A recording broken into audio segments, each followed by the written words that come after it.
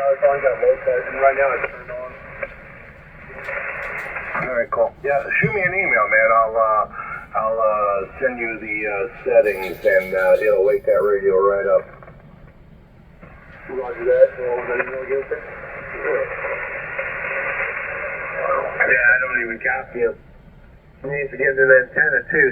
Send them in the email. Get an antenna to put up. I'm in Texas, brother. Well, still, I mean, what kind of power are you running? 100 watts. Yeah, you need a little bit of juice in there, man.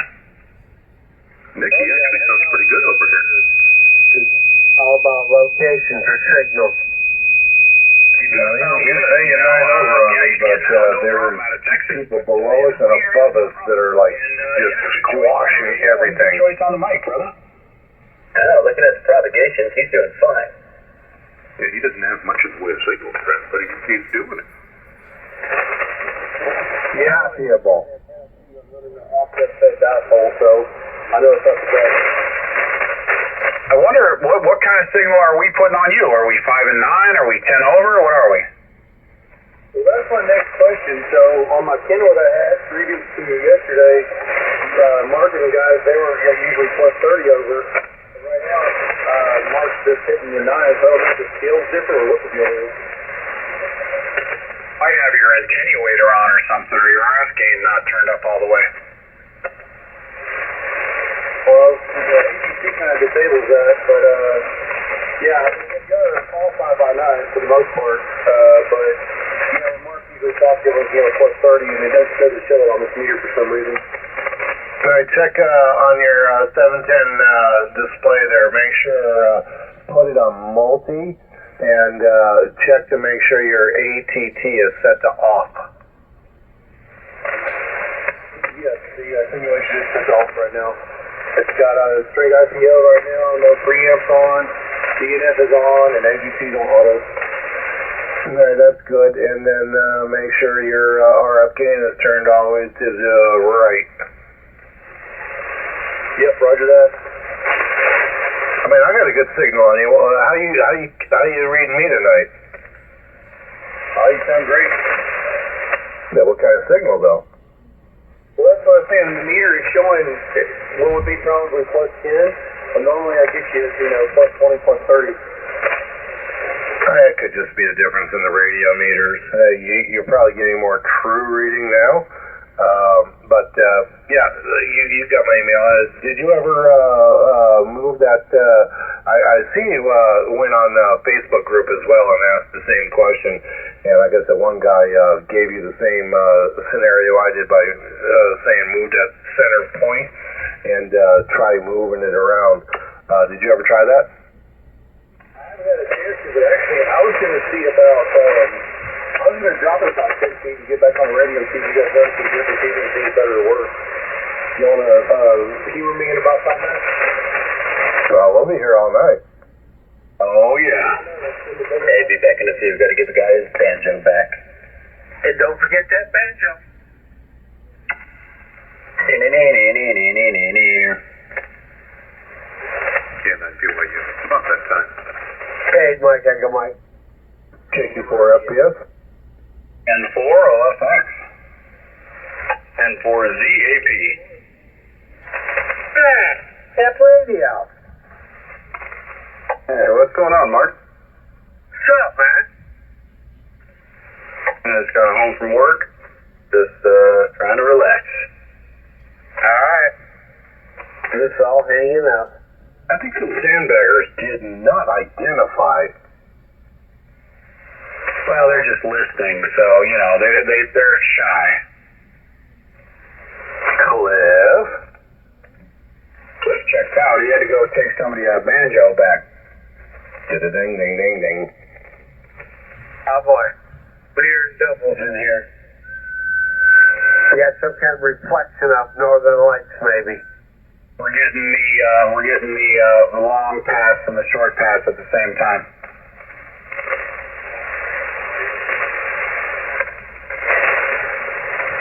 Yeah, we shouldn't be getting any northern light action going on tonight. No, been no flares. some of the old spots are coming back around and they're kind of duds, you know. They're just keeping it in the C range. Yeah, we're in low C's, and then it's going to just keep dropping the rest of the month. We're getting into that solar maximum now, and we're going to have some good propagation, man. I'm looking forward to it. But 40 meter band is rocking and rolling tonight, so we are going to have long and short, like Nick just said. I hope so. I'm running low power here. Yeah, me too, man. John, you're hitting that thing hard. Well, I got this new microphone on here that I don't have quite set up right, so I'm just smoking here. Yeah, that is. It's really loud. Like you're on a D104 and it's turned up all the way, you know? I know it. Mike loves that when I do it. You hate it, Mike loves it. You can't please everybody, man. I hear you.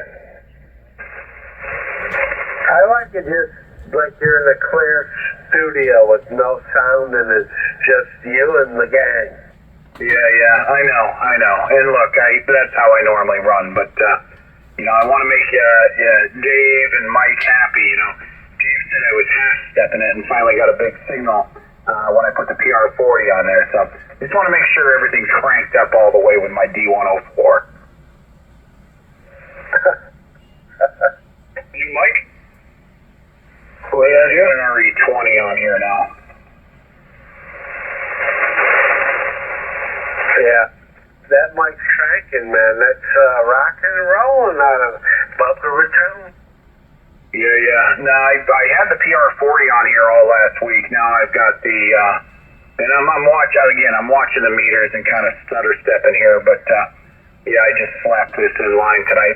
I did do a nice audio check on them. I tested it out, but I just need to fine tune it. But I love it, dude. I've been wanting this microphone for like 5 years, man, at least. Yeah, it sounds not too long ago. I remember when you said I got it, and it was like 10 days ago, 5 days ago, something. Oh yeah, and look, I've been wanting this mic for I've been looking at this in a PR40 for like 5 years or more, and I bought both of them, so screw it. I've got them. They're in a display case above my shack here. You gotta have. You can switch between them on your console, and you get the inputs and you switch between the microphones. I could, but because of the processing strip in front of it wouldn't sound right. So I guess I could go one just into the mixer. Yeah, I could do that and have two boom arms. I've done that in the past. You know what I'll probably do in the future is have two radios, two amps, two boom arms, two separate microphones, two separate foot pedals that I could run off of, two different antennas, switch back and forth. I'll probably do something like that.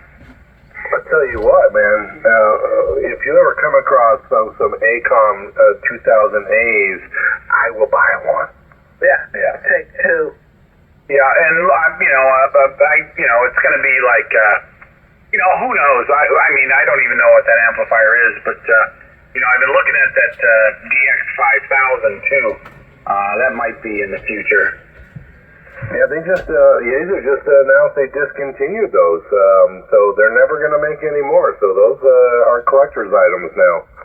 Yeah, that'll be like running an old boat anchor running an FTDX 5000. Oh yeah, but those have the what you call it, the waterfall thing that goes on top. Dude, just run them every now and then and keep those capacitors fluid. Yeah, it's got the 4K wide audio. It's got the receive-only antenna. Yeah. I think, don't they plug into the wall too? Absolutely. There you go. That is a true base station. As of mine, being a base, had to plug in the wall and plug your antenna in. Who's the Delta station? Whiskey by Mike Indy up in Eavesdropping. Don't put it aside the FTDX 101 Delta. It's a better waterfall, and it will go 4.2 wide. Yeah, the 101D obviously is better than a 5000, but still a 5000 is good radio. I originally wanted to get one. I had the choice, but I read the specs on this rig, and it was $1,000 off of a Christmas special 2 years ago, and I couldn't pass it up. Yeah, the FTDX 5000 actually has a slower digital processor, so when you look at the waterfall, it isn't in real time like the 101. Right, and actually, I think the fastest one is the 710, even though it's cheaper than all of them. Yeah, and the 5000 with that waterfall is kind of a janky thing. It was like an afterthought. You had to put that little console on the top. And also that microtune thing was external, I believe. Yeah. So it was definitely the 101 is a way better radio, but yeah, I might fall into a 5000 here shortly. Well, if I see one coming around in a good shape and a good price, I will snag it in a heartbeat. Yeah, and look, the 101D is a fantastic radio. I'm not knocking that at all. Way better technology, way better rig. I think ICOM is up to something, because this one beats the 7851's receiver specs, but ICOM doesn't have something up to the top-notch radios. So I have a feeling the 7851's going to be replaced with something similar to this or better. Yeah, I know, the 101's the top of the top tier, man. Oh, it is. I love the visual noise reduction. I mean, I can hear signals with clarity. They're not even moving a needle. Yeah, they're number one Sherwood. 2-3 years in a row, man. That's the best received radio in the world. It's a good one. I think you're thinking of the audio sound like. What? Yeah, Frank, you hear things I don't hear. I'm sure you do, man. I'm just running an old 7300. Yeah. Bolt anchor. Everybody in the world's got two. Yeah, the 7300, boy, at the price point, too. Fantastic radio, but the 710, I think, beats it. Oh. 7300 is excellent transmit audio. I can give that. If you know how to make it, you got to make it yourself and do the transmit audio out of the radio. Actually, it ain't too bad with this. The hand mic for that is actually. I told Dave, I said, you got to put that up on a pedestal, and that's the best way to do that. What does Frank have? Frank's got a radio in the world. A what? The 710? 101D. Frank has the Yaesu 101D, the brand new 101D. Ooh, I gotta look that up. Best radio in the world, man. Look up the Sherwood. They're number one. Number one. And then the DX10, then the 710, and they're all really close. What about like a non? Actually, the Anon, Apache Labs Anon is number 2. The 10 is number 3, and the 710 is number 4. Yeah. I saw the nons would be up there pretty high somewhere.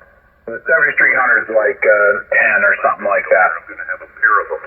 One in the main receiver and one in the subreceiver. Which one is made of sub? I just ordered a pair of filters, the 1200 hertz single sideband filters. I'm going to put one in the main receiver and one in the subreceiver. Damn it, man. Is there a plug-in for that in the 101? No, it doesn't plug it. You got to solder it. But that's what Yaesu does from the factory when you ask for it. So that's a blank spot on the board, and you're going to put the part in that was never installed when you bought it? Yes, sir. Because yeah. You know, and see what it actually, because they omit that. That's like the ALC mod, they leave a little cap out. And you solder that in, and man, the radio's like all different just for that one little cap. Yeah, it's a roofing filter, and that's supposedly the e-ticket. Dude. Yeah, all those old rigs used to be able to just put it right in there. Yes, so they're still doing it. Nice, man. So you're saying they're leaving blank spots on the board to do the rest of the modification to it for all, but you got to have the firmware to run it.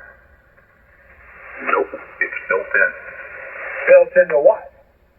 It's built into the software already. Put it in, it recognizes it and finds it. Oh, it's like a built-in Windows computer, and it goes and puts the driver in. That's the benefit of having a hybrid radio. Okay. It's like a mind of its own. Well, as part of the filter, there's actually I think it's a resistor pack is what it is.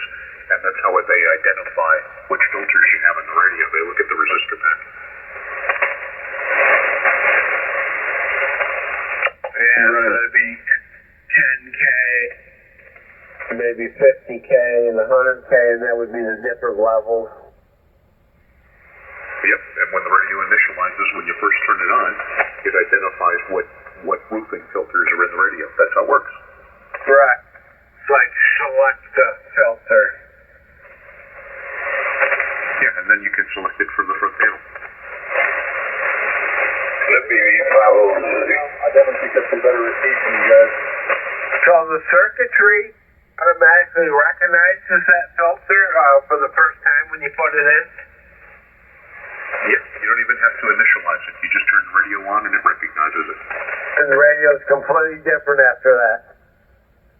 Yeah, you have an additional sideband filter. You know, it's as opposed to the 3K sideband filter that it has, it'll have 1200 hertz as well. Yeah. And they're the roofing filters. You know, your DSP filters you can set, you know, like you do on the 3000 and all the rest of them, you know, manually through the DSP settings. You know, the 1000 MP used to do that. I remember Randy always ran that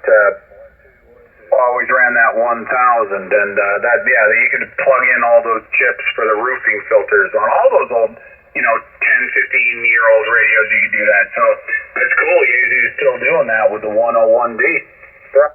You still have those chips to plug in, you know? Yeah, roofing filters. Yeah. So, yeah. There was a piece of styrofoam just stuck in it, remember? Yeah, 15 years ago, or no, you go on QRZ and you'll see a 15-year-old, 20-year-old radio and they'll be like, oh yeah, I got this 1000 Mark II or whatever, 1000 MP and all the filters, all the add-ons are in it, and I want $2,000 for it.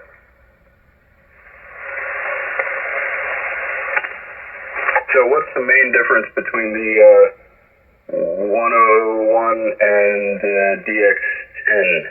A bunch of more filtering and fine-tuning ability?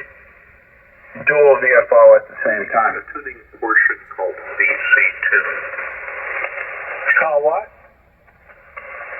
There's an additional option in the 101 that's called VC Tune. And, of course, you've got, you know, dual receive and dual transmit thing. So VC tune is what? It's called variable capacitor tuning. And when you guys are busy bitching about the guys at 203, I turn on the VC tune, I can't even hear them. Yeah. And I pretty much do that with this radio, too. I just call it something different. Hey, Frank, when you unplug for the night, you unplug everything, coax, electric, everything? Yeah, I disconnect the coax. I turn off the power switch on the back of the amplifier, and I turn off the 12-volt power supply, and that's it. You know what I thought of the other day, and you can tell me if that's possible or if it might work. Like when you unplug, you know how people have been getting hit still unplugged. So what about like doing a cap, wiring a cap into a PL259 so you can plug it into the the SO239s, and would that help at all? Yeah, it blow across the room. Yeah. Don't be in the way of it. Likely go through you. No, I mean, you know, when you unplug, you plug that stuff into the radio. Yeah. When it blows, it go right through you. It doesn't make any difference. You can leave the termination in the back of the radio entirely open. Just make sure that you've got the coax, you know, outside the house, or you know, a long distance away from the radio, and you don't have a ground return path that you can take a ground bounce and cause, you know, lightning damage to a radio that way. There are three different ways you can cause damage to a radio. One of them is down the coax. We all know that one. And then the less common one is actually ground bounce, where the ground for your radio is different than the ground for the coax itself. and if there's a large enough differential, you'll actually take a hit through your power supply. That's called ground bounce. That's most likely what happened to Mark. That's the difference of potential. Yeah. It was saying that when the internet went out, it says, yeah, it went to the Ethernet, which the radio was connected and it was all ready to go. And yeah, we got that. It snuck in that way through the Ethernet. I had to go get a new modem. So you don't ground anything, Frank? You don't have any grounds? Oh, of course I do. I've got an NSET, and I've got a ground that's 6 feet away from it, with 6-gauge wire to to a full water pipe that grounds to exactly the same point as my house electrical ground. So all my grounds are exactly the same potential, so I cannot, by definition, have ground bounce. But you, inside your shack, you have a ground bus and, like, you ground everything together, or no? No, that would be stupid. It's all grounded to the coax, because it's all connected to that. It's already ground by the shield when you plug things in, and your power supplies and everything else you plug in, they're grounded to your house electrical system. Why the hell bring another source of surge to come in your house? The hell with that. Yeah, well, it seems like it's pretty popular. Like, you go on YouTube and you see a bunch of people doing a copper pipe ground bus, just a section, and they ground everything individually to that, and then they have that going to a ground rod outside their shack, which is different from the antenna's ground rod, or the mast ground rod. But yeah, I know what you're saying, but it's a popular thing to do, apparently. Well, it used to be. Old timers, they think they had to ground everything. You don't want to introduce a ground into your house, man. Trust me. Leave it outside where it belongs. Ground your antennas outside. Keep everything out. Don't bring any other source that can jump into your house. Right. Run a bunch of ribbon cable, like to be the ribbon cable that you have the outside of some coax or something. Your coax shield's grounded. If you ground stuff outside, your coax shield's grounded. It connects to a radio, right? That radio is now grounded from outside. Now, your other stuff is plugged into a wall that's giving ground to your radio. If you don't have a base station that plugs into the wall, you're now connected to a different ground. So you hear all these people talk, oh, ground loops are bad. You don't want to do this and that. You don't want to have separate grounds for this and that. Well, essentially, by bringing a ground in and hooking up on a tube or a bus bar, whatever, you are now introducing a different ground into that system. You want everything at one ground. And by bringing that in, that's what you're causing. You're causing static. If something hits something, it's going to hit that. It's going to go up the next one, the next one, the next one. So, yeah, one ground outside, do it out there, don't bring it inside. Hey, so, in my situation, I have a fiberglass pole and a dipole on top. There's nothing to ground, so what do I do there? Just keep it as is? All right, well, here's the deal. Your power supply is grounded to your house service, right? So there you go. And it's going to provide a ground to your radio. Your coax outside on a fiberglass pole is going to build up static. If you had a fiberglass antenna, especially, you'd build up a lot of static, like a 2-meter fiberglass antenna. You're going to build up static out there. That fiberglass mast out there that you have your antenna on, that's building up static. You got to ground a shield of the coax outside and ground it to the same service ground that your house is grounded on, because then you're not creating a loop. Your everything is grounded to the same point. That's my point. Maybe, Rick? I don't know. Makes sense. I don't have my radio station is a DC ground, and the house is on AC ground. I keep those two separate. Hey Frank, is the negative? So you know the radio is 12 volt, obviously. So is the negative 12 volt attached to the frame, bonded to the frame? Yes. Yeah, it usually is in your power supply, and it's also connected to the third wire that's on your house electrical ground. That's why you want a single ground. But when in your particular case, Eric, you want to look up something. Google polyphaser. Yeah, lightning arrestor. Don't look up lightning arrestor because you'll get all kinds of crap. You'll get arc gap devices. You'll get half a dozen different devices that really don't work or work marginally. You want to look up a device called a polyphaser. Yeah, the ones I've seen don't have a very high max wattage. Is polyphasers different? They got high wattage rating. It does two things. You know, lightning isn't a singular entity. Lightning has high frequency potential and it also has DC potential. Most of the conventional arc plugs and what have you merely take care of the DC potential. They don't take care of the high frequency potential that's part of lightning. And polyphaser has two different modes that are built into it. You'll notice when you look up polyphaser that they're designed for different frequencies and different power levels. And there's a pretty decent dissertation on how they work and why. And you want to kind of read that because it'll make things make a lot more sense. All right. Right on. Yeah, that's a word I haven't heard in a week.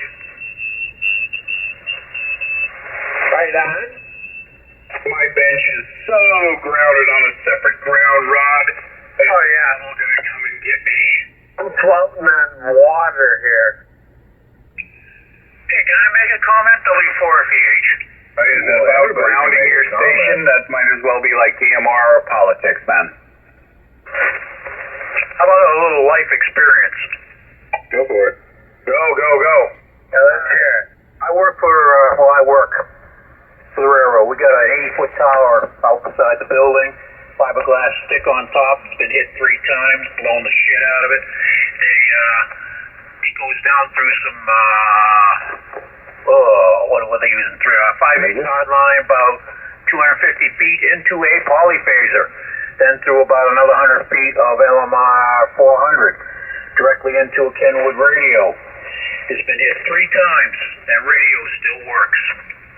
Polyphaser. What does a polyphaser do? Way to do it than that.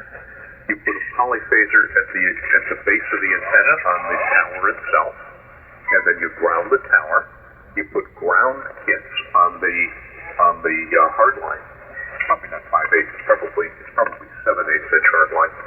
And then where the hard line connects to a ground bar before it goes inside, you put another polyphaser. So you take advantage of voltage and current division in 2 different places. That's the ultimate in protection. That's what we do with repeater systems. Yeah, they put a ground strap on the shielding at the base of the tower, then it runs on the ground into the building. When it comes up inside the building, it's on the polyphaser. That they get vaporized pretty much. But the radio still works. I was sitting right next to it one day. Quite the white noise, but it still works 3 times. There you go. There's a testimonial for polyphasers right there. I don't have to say any more. You got any more? I'll take some. That's it. 2, please. Do you want a signed order of fry? Yes, sir. Would you like a shake with that? The wire gone to the antenna. I think I got about half a dozen of those over here. Yeah, when Hank dropped out those repeaters, man, he showed me a handful that he got from y'all, so it was like, man, I need some of those. Nothing like it. Yeah, that's right. I want to say that Bill had a handful of polyphasers that he gave to Hank. Yeah, but he's like, yeah, man, I don't know, the frequency looks different. I'm like, well, you know. What am I going to do with 143.313? Like, yeah, man, I'm going to have to to build me an oscillator and change the frequency. Your oscillator may be needing a RIA frequency alignment, sir. Mark sounds good tonight.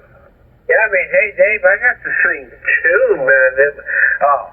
So you didn't hear? Yeah, well, I went and checked everything in here was all tuned for FM. Compression, 100%. ALC, 0. That's oh my God. Needs a major realignment. Oh, Mark's smoking tonight, killing it. 95 right now. What about 95? 95, man. You sound, I can't tell if you're on the Kenwood or if you're on the damn Yeezu. Yeah, I thought I may have. That's some radio. Always had a great speech processor in it. I mean, your audio's a little not as loud, but your signal is like, bam! And just put it at 5 down. George, is that the frequency? Any West Coast stations tonight? I'm sorry, go ahead. Oh, just kidding. Is this frequency in you? No, but it's being abused. Oh, that's right, with a bunch of big stations. QRZ, any GOTA stations, Corman this frequency? GOTA? Wow, garage is on the air? Wow, that's right. All the way grounded to a separate ground rod with ribbon cable. Ouch. Be careful, my friend. You copper strapper, AI forfeit. That's right. Sounding good out of the swamp down there. Mark, What? talked to Ben for about an hour last night on Echo Link. How'd you find that? I was playing with my old phone and had Echo Link on it. I went in there and repeater. He was in there. So he's putting a 40-meter wire together. He's going to be on here. Because we always used to talk to him on 75, you know, or through that link. I checked that. Remember, I used to break into the All-Star party up there on the repeater, and I haven't heard that it hadn't come through, so I stopped listening to it. Yeah, he was asking if you still had your All-Star. He has your nose and all that. Yeah, I tried to bring up his, and it said no connection. Yeah, he's on Wires X and something else, but his Echo Link is tied into the repeater. So once you get on his thing on Echo Link, you transmit on 2-meter, 220, and 440 instantaneously.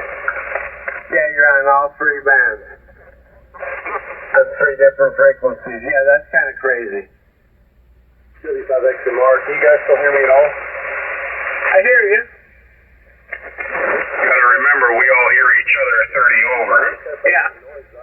I've been talking and nobody's been responding. Yeah, you're getting out. You just gotta remember, we all hear each other at 30 and 40 over. But is that sounding better or worse than before, Mark, or about the same? Yeah, you're about the same. Yeah, that's all good. Well, I can tell you really cut back on the noise. I guess it's not so high up in the air. It's not picking up as much. I mean, it's quieted down a little bit too from when you were on earlier. I tell you, across that Gulf there's a whole bunch of grouper that you could eat. Man, I can't wait to get some. Always wanted to fish one of those oil rigs, man. I watch those videos all the time. That's like the life, you know? Wear a cut-off t-shirt and a pair of shorts, and I'll pull a grouper in, you know? You got your hot little wife out there in her little bikini with right up the thong, you know? Now all those girls wear thongs out there on the boat. Yeah. He's up in the wheelhouse, driving. Putting some butt butter so she doesn't get her butt burnt. And that's right, taking pictures and putting it on the Instagram. She's up on the tower and you're looking up the chute. Oh, yeah, looking at that camel toe, catching some clams. Come on. So, that's the way it rolls around that area.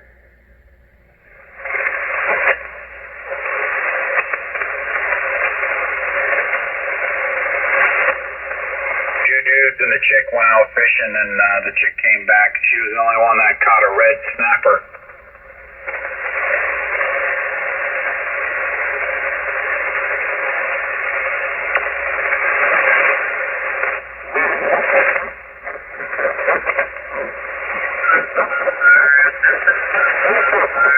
Hey, they're not bad. $100 for the polyphaser? I was expecting more. I would have thought so. You can actually find them discounted too if you go to places like Tesco and what have you. They usually have some good pricing. Yeah. Search them out, go driving around and check and do price checking. And check 2 or 3 of them and then save $1 after you spend an extra 14 on gas.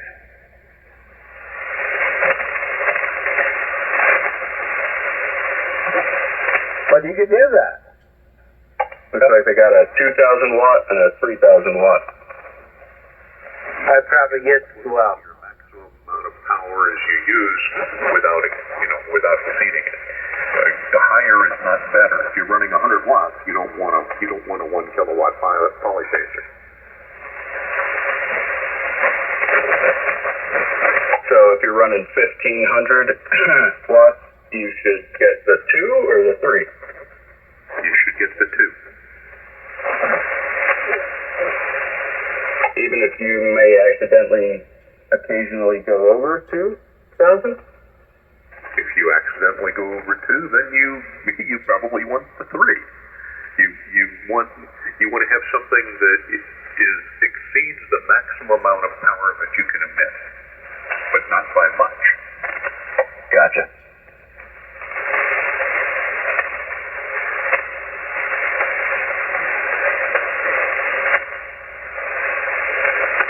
But you also have to pay attention to their installation instructions.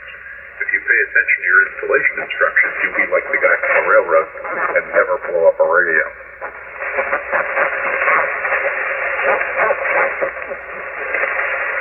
Duly noted. I learned so much listening to you guys talk at night. I got so much coax going through the attic, I just pray to God it doesn't catch fire and get struck one of these days.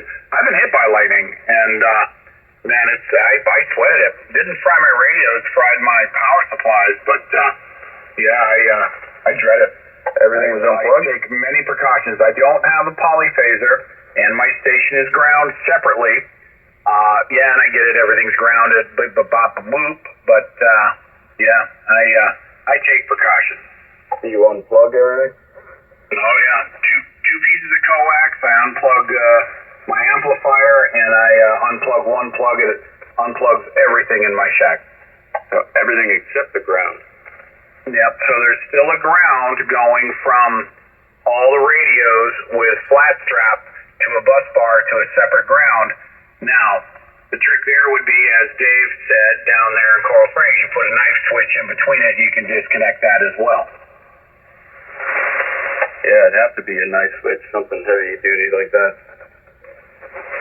I have not had anything come up through that ground. So again, and it's a legit 10-foot or 8-foot ground rod, whatever it is, copper clad, 4-gauge wire, copper bus bar, everything flat strapped. I switched everything out to flat strap.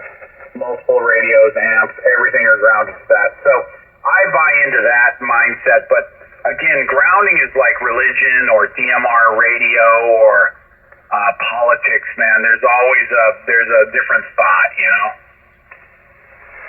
No, there isn't. Look up Motorola R56 grounding systems. That is the Bible for grounding. Okay, I have not looked up that one, but I have always run all my gear into a separate ground, and that's what I run. But you're right. I was sweating it today. I was like, well, if I got struck by lightning, it came up through the station ground, it would fry your gear through the ground. I understand that completely. And then other guys say, well, if you got a station ground, well, it needs to be bonded to all the other grounds on the antenna mat. Yeah, I think with R56, they really push the visualized master ground bus bar, one drain point out of the building, et cetera, but it really is the Bible. Yeah, R56 look that one up. Motorola 56 grounding?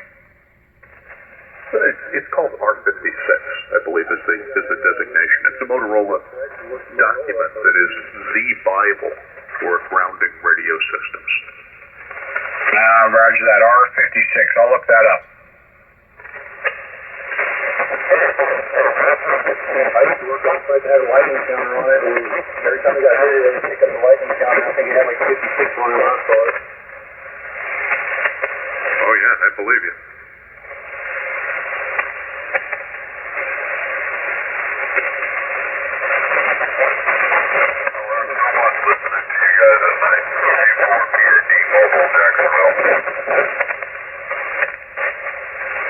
Jacksonville Mobile, you're not moving the meter very much, but you're here. Wow, I thought the band dropped out. I thought that was Dave in Coral Springs. I'm up here in Jacksonville Mobile. I'm only doing about 55 watts. Yeah, but you got a little bit of RF in your audio. Alright, I appreciate it. Yeah, you're a little crunchy right around the edges. Yeah, I'm working on an old 57D.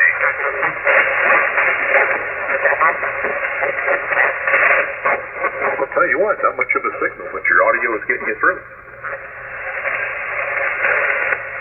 Appreciate it. Like I said, I enjoy listening to you guys, and I learn a lot.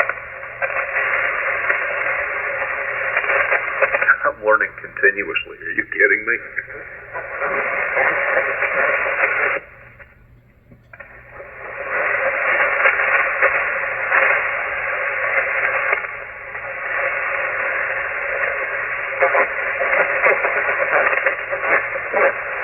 Anyway, it's probably about that time again. Can't BYU. N4ZAP. I'll be back. Yeah, you'll appreciate it, Eric, if you start reading about that. That's a whole science unto itself. Oh yeah, Hey, Mike Mike Friday. Yeah, N40FX. Smoking.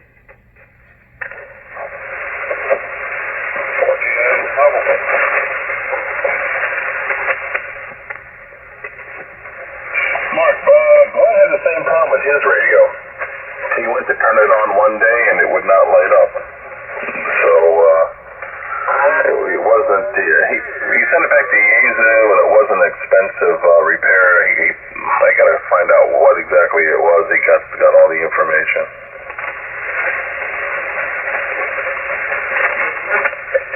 Where was the Yaesu factory you sent it to? Was it in California or something? Yeah, California.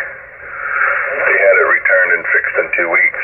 I mean, unless you physically took a direct hit or something, you got a bunch of scorched charcoal boards in there, that's a different story, you know. If you just took like a pulse type shock or something and it knocked out a chip or whatever, but same thing happened to him. He went to turn it on one day and nothing. Yeah. They turned it off, turned it back on. I've seen a bunch of videos about that. It was the 3-volt circuit in there, and that takes the hit, the low level one, which is underneath the processor. So you kind of got to dig in to get it. Well, it's not a regulator in a TO-220 style case. I mean, it's going to be like a regulator about the size of a flea's ass. Well, 3 of them were, and the one big one was the one that fed them. And that was just, wasn't that, I mean, it was, half-inch wide, and there were 3 of them lined up together. These, if you've seen the video. Resistors. That's the problem, you know. You can't get in there with the old big solder gun or whatever. You got to have the right stuff to get it out of there. You'll do more damage. Oh, right. Yeah, I wouldn't even attempt to go in there. I don't even have nowhere to do the surgery on it. I'm going to, tie up my kitchen table for 2 days while it's laying there waiting for parts? Heck, you need a magnifying glass, a light,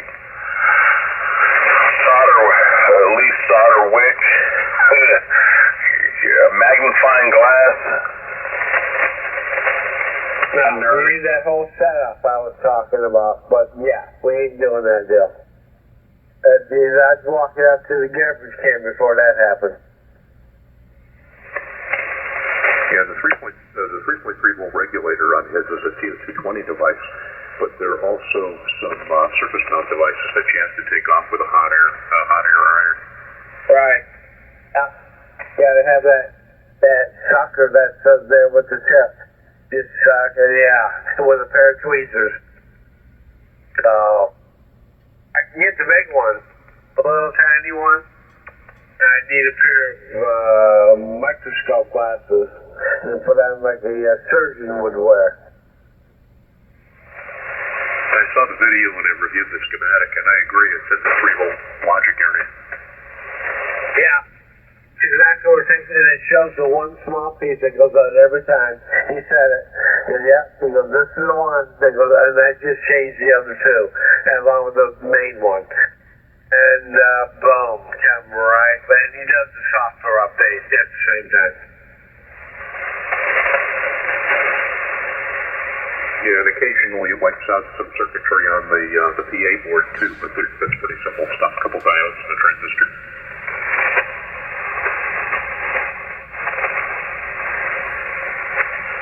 But you got to take off a damn relay and a connector to get to them.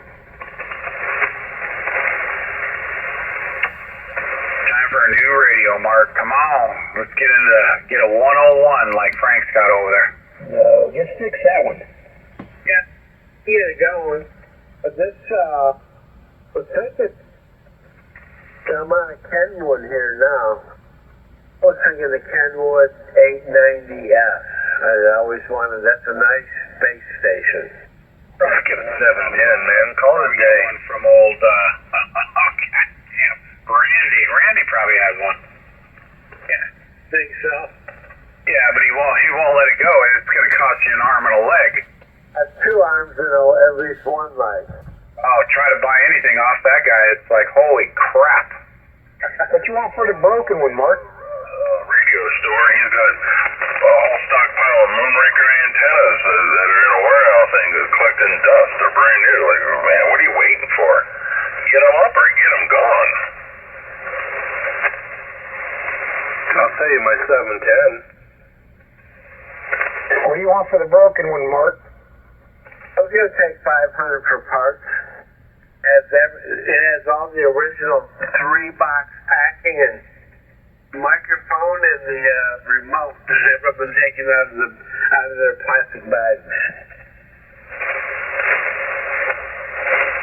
It's all still original, still in the box. It's sealed up. Barely used, non-smoking. Wait a minute, smoking environment. No, I never smoked in the shack. A non-smoking environment.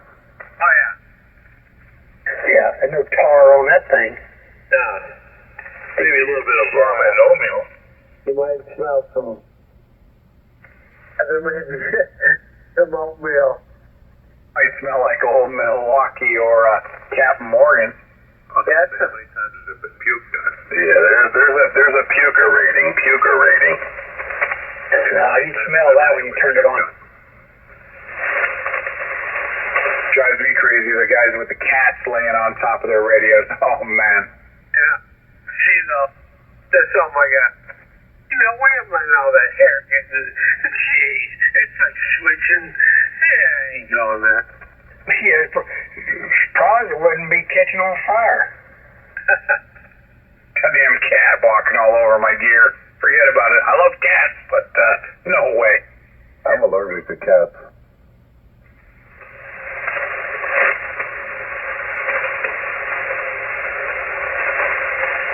My cat's mine. He's smart as a dog.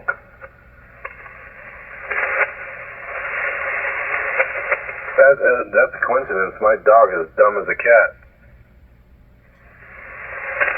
I had a cat once that was a hunting dog. I used to go in the backyard, shoot crows, and he used to go and pick up the dead crow and bring it back to me. Now that's a trained cat. I was just looking at my 1.5-year-old brindle here, and man, he is huge, way bigger than my other brindle. He's a big boy. My wife said, "Oh, he's fat." I'm like, "No, he isn't." He's like, he's ready to go kill something. Hammer man.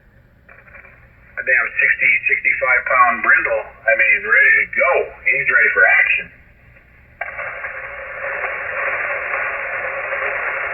Yeah, pistachio action. Yeah, he's waiting for me to feed him some pistachios. Ready to get some Bloody Mary. Ready for a mango spritzer. Yeah. Something can laugh off that you spilled. Out there chewing up all the blankets in the living room. At least he isn't chewing up the new couch. Yeah. Insisting on another sip of your drink. Oh boy, he'll be sleeping outside. Every goddamn throw blanket you got, you know, the AC's running, you throw a blanket over here on the couch, watch a little TV. In the summertime here, every one of them's got a hole in it.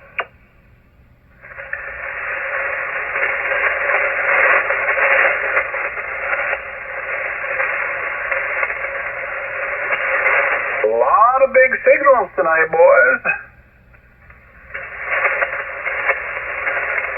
Yeah, pretty big noise levels too. A lot of static in the clouds. Oh yeah, for sure. Big signals. Oh yeah. Very big. Mike, you're 31, 33 over that time. Uh-oh. Maybe I'm a little hot. I actually turned mine down, then turned it back up 5 watts. So, yeah, the numbers I'm seeing are pretty nice right now. Yeah, I just had to make sure the frequency wasn't in use earlier. Oh yeah. Oh my. Does that matter? It's a little tiny antenna, you know. It's only a full wave on 40. I should look outside. Mine might be on fire. Usually is.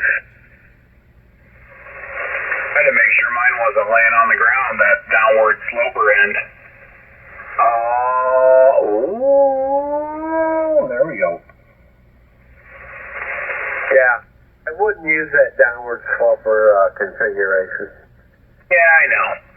But it's working. Mine's a downward sloper on both sides. Right. Mine too. As long as you got 2 sides, not just one.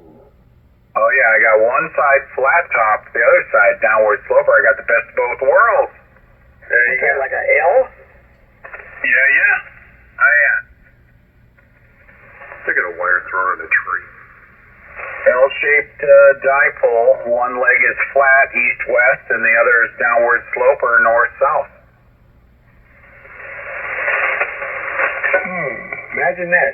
So how do you get it tied? How do you get the L part? How high is that? What's it tied to? Well, I'm 30 feet up at the ballon. One leg goes east-west, the other goes north-south. But one's horizontal? One is horizontal, the one going straight across, like a football goal post. I got 2 push-up poles on either side of the peak of the roof, and yeah, it goes straight across. Oh, very cool. Oh, I ain't messing. If it ain't broke, I ain't messing with it. I might build me another antenna, but I don't want to mess with the one I got. Yeah, don't. And look, I'm just out of necessity. I'm running this versus a downward sloper flying boomerang or flying V with an NSAID. But yeah, no, it works. And I'm only doing. Oh yeah, no, that's oh no, slow down. Man, hammering it hard, buddy. Yeah, and yeah, one more. Oh yeah, nothing. I just, you know, again, the RE320. I just saw it clip. Oh well. But yeah, I haven't even dialed this thing in. I just am talking anyway. Dial it back here, big boy. Long wire from here over to the other tower and get me a tuner and do some stuff like that. I get a tuner, man. There's nothing wrong with a tuner. There's nothing wrong with a mixer. You know, there's nothing wrong with those extra pieces of gear, man. There's nothing wrong with that. No, I know. I mean, I like resident antennas, but I think it'd just be fun to have a big long wire running under a couple 100 feet over there, and just build me something where I can just cover all the bands, and even though I already cover all the bands except 160 and 60, so but it'd be fun to tinker with. And then you guys actually talk on 160? Yeah. Let me, see, and look, this is the end-fed wire with no tuner in line. And, I mean, so this is a big 132 feet of wire on the end-fed with no tuner. Same setup, I just flipped some switches, and, signal went way down, right? Yeah, went from 25 over to 15 over. Yeah, there you go. Works 160 that I'm aware of. What was that, Frank? Look, I was asking if we work 160, and I said, no, I don't think there's anybody here that works 160. No. We're 40 meter guys, and this is it. Yeah, I don't have the real estate for 160. Well, Mark and I did one night. I mean, we can do it, but we don't generally go there. Mark and I did it one night. It wasn't too encouraging, though. No, to say the least. I know you said something, but the guys encourage you. Can't that be why you... Yeah, he is way down on the noise floor. I'm sorry, I'm running 5,000 watts. Yeah, hello? No, not 5,000, but, I'm trying. Got me one of them Thunder Rams doing 10K. Here we go. Yeah, I wouldn't even waste my money. Just happy with my 500 watts. Oh, 5,000 watts, you wish. I'm only doing a kilowatt.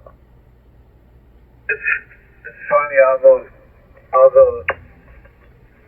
guys getting excited over those Thunder amps.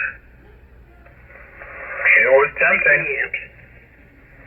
Yeah, maybe in about 5 years when they refine them a little bit better and use something other than a bird watt meter to test them.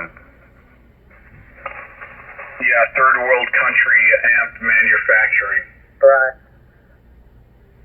Yeah. Well, yeah. See the parts getting destroyed quickly. They're purchased. I can probably say that everything except the tubes in my amplifier are American made.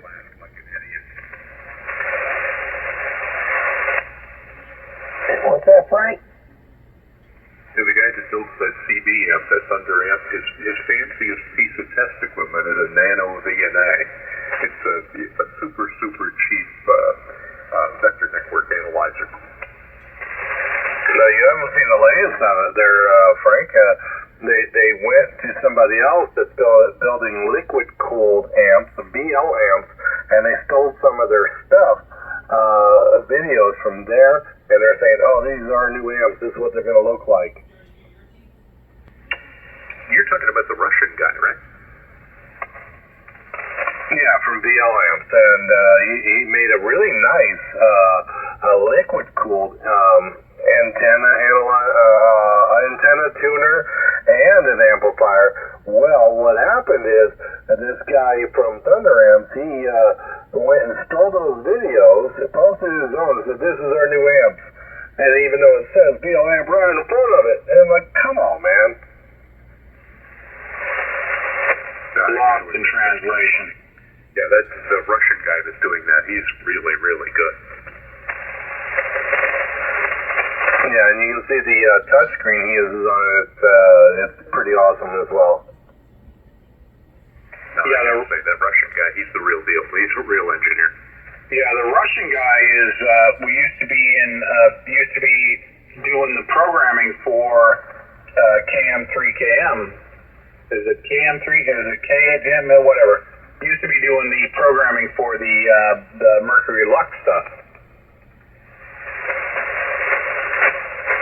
There's a few different guys out there that make those touchscreens and the software and stuff. Pretty cool. It's all the same. The software to run the touchscreen and all that, it's all the same. And the Russian guy was in cahoots with the Mercury Lux guys, with the Mercury guys down there, K8MEM. No, I always think K8MEM.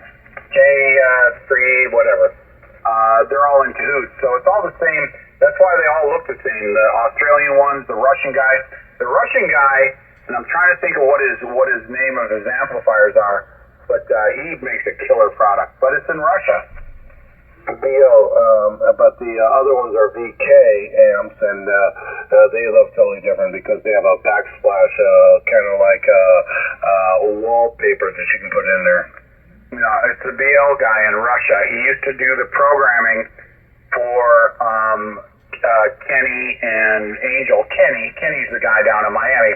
He and Kenny were together, and the Russian guy did the programming. Yep, the VL is very similar to the Mercury. Yep, the only difference is they moved a few things around, but yeah, the same display, same size, same information. But yeah, VK is a little bit different, and there's a few others out there. If you go on LD Moss amps and look them up on Facebook, you can see all the guys that build and program and make their own displays and stuff. Pretty cool, man. There's a vast difference out there between them. So you can they all plug in the same, but you can get the different display boards and you get a much different look across the board. Yeah, and that's the guy in Russia that does that. He's the programmer that does that. Yeah, it's all SPI bus based, and it's usually an Arduino that they're busy using. Yeah, they're all pretty much the same. They're giving you the same information. But the guy in Australia, the BK guy, his stuff is, not only BK, what's the other ones? You can put, I think Hermes uses it too, where you can put like the globe, or you can put the information over the top of, ham clock or something. It's pretty cool how they do that. That's Linux, right? Yeah, well, it essentially puts a Linux computer inside the amplifier, and you can have your stuff superimposed over the top of the ham clock. It's freaking pretty cool. So if you had enough information, you could send your ham clock to the bottom of the screen, and the rest would be yours. Or whatever you want to do. Yep, there's a lot of options out there. But Thunder amps, that basic, crazy, just 27, yeah, there you go. I hear you. I'll be back in 10 minutes, guys.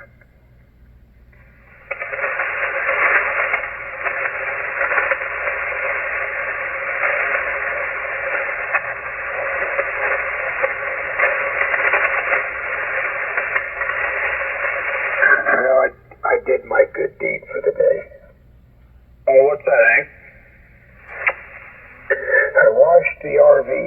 Man, it was so dirty. It's from sitting. I think I'm thinking about buying me some roofing metal, like on the roof of it, and going down both sides, and maybe the back, and maybe concrete the floor, and put me a roll-up door on that bitch. Because man, it's terrible. Yeah, put a little carport in there to park that bitch in with some of that plastic, those plastic panels from, or aluminum panels from Home Depot there. Right. Yeah, just don't. There ain't no big winds coming through, but yeah, just from that little bit of protection. It's a lot of work to get that up, though. Oh, yeah. Well, this thing's 40 feet long and 20 feet wide. And it's like there's metal carports you can buy. It looks like a metal carport, except for it's huge, and it's got the roof already on the top. I just need to put me about 4 or 5 sheets on each side of it, and across the back put a couple of more 2x2 posts in, and run across the back, and then reinforce it in the front and put me a roll-up door in there, and then I could back the RV in there and have its own little closed-up shed. Because I got it parked over there where the trees are, and man, on the left side it's kind of not the camper, but the green, the post. You know, the camper was just dirty because the road. When they run down the road, the dirt and dust just piles up on it, man. And I washed it when I got back from the Hamfest, and it looks like it ain't never been washed this life. Yeah. So you want to set that thing up, have it all clean, have the porch pulled out, and you feel like you go over there and sit and have a bonfire out by the back, by the front there, and just enjoy it as another home on your property. Another place to go hang out. Oh, yeah, well, you know, that's funny you say that. My wife, she liked that, you know, she's like, hey, why don't we go camping? I said, hey, well, this is before, I'm a lot better now, I can move, I'm moving pretty good. She's like, let's just go out in the camper, and we'll just go out and camp. I said, all right. We go out there and spend the weekend, about, you know, 150 yards from the house. There you go. That's what I'm talking about. Just away from everything, you know, for that moment. Yeah, nice weekend in Savannah. Oh, baby, I'd kill. Maybe do some fishing down the Blaine Pass and enjoying the landscape. Just fishing in a bass pond. I mean, with some trick worms or something, Texas rig. I wouldn't even care. Just no work and a week off, and just sitting there looking like this. Oh yeah, I told her, you know, hey, anything that you want, you know, you got to use your imagination. You know, you just get it on the computer and throw it to the TV and just imagine that you're there, and then you don't have to go anywhere. Just gotta go back to work. Yeah, well, a few more years. You know, I can't quit a job like this. Just the pay's too good. I don't put enough hours in, so I'm not. I'm not gonna retire till probably maybe run out of work. Yeah, my boss was crying about retirement tonight. He doesn't want to work so hard, wants me to do all of it. It's like, no, dude, you better get back in. You better get your ass back in there. Yeah, I'm going back to work. Make some more money. That's right. You took the big job, baby. This is the shit show you walked into. I'm the second guy. I ain't the first guy. I don't get paid that big bucks, baby. Right. Just a messenger. No, my boss is a jerk. He won't let me quit. Yeah, he never does, man. Yeah, mine either. No, using you all these years. How it is when you're your own boss. He won't let you quit. Yeah. Won't let yourself quit. That's a perfect scenario for that split personalities.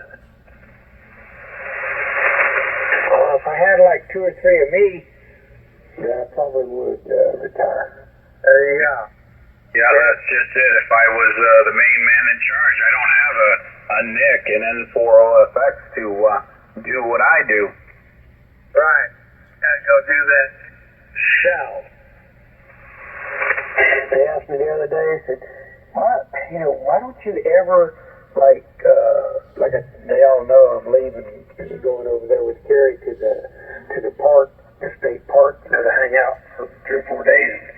Like, how come you don't never just turn your computer off and just not, just don't even worry about working nothing, because I don't want to deal with it when I get back.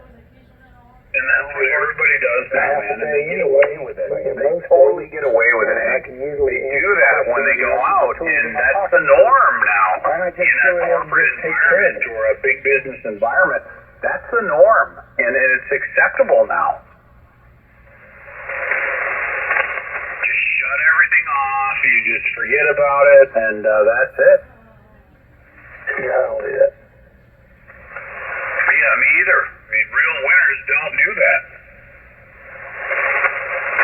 The slugs do that, and they somehow they survive through life, and they're always there. But the slugs do that. I did tell them though when I go to Hawaii, they're gonna have to cover for me for a couple weeks because I'm not even taking my laptop with me. Oh, I mean Hawaii, yeah, that's a different